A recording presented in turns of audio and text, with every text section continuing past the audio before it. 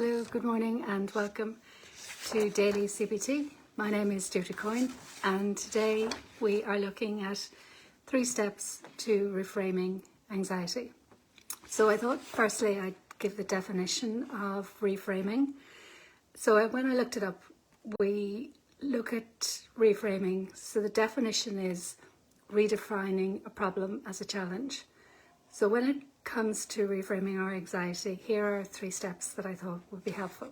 So the first step is perhaps seeing anxiety as not all bad, because sometimes we think, oh, I have to get rid of anxiety and it's certainly an uncomfortable feeling, but is it all bad? So perhaps if we could look at anxiety as an emotion that we need and it's there to help us. So what is the purpose of anxiety? It's to protect us from danger. It keeps us safe. It also helps us to work out what's important, because that feeling of anxiety is perhaps alerting us to something that is important to us, and that it gives us the motivation to action what is important to us. So it's almost that adrenaline feeling from anxiety that motivates us to do what's important. Secondly, you are not your anxiety. So oftentimes when I'm working with clients, I would hear people say, I'm anxious all the time, or I am an anxious person. If we reframe that to I am experiencing anxiety, it may help us to look at the message that the emotion is giving us, kind of coming back to what is it that anxiety is telling me to action. And that then becomes an experience, it becomes an emotion just like any other, such as excitement or happiness, that we can use to look at anxiety differently.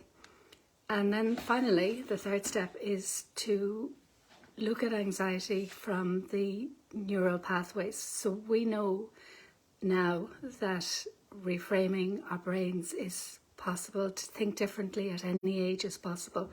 Scientists previously would have thought that once childhood was over, that our beliefs are formed and that we sort of think the rest of our days in the same way. But now, thanks to image technology in the brain, we can see that new pathways are formed at any age and in any generation. For example, the London taxi drivers, when they learn the knowledge, there has been images taken of the brains before completing the knowledge and then again afterwards.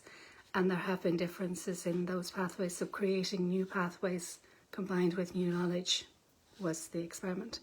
So it is possible to create new pathways and to create new ways of thinking when it comes to anxiety. So in summary, we can use the technique of reframing our anxiety to help us to think differently. I hope that's helpful. Thank you for listening to me today. Have a great day and I'll speak to you tomorrow. Bye for now.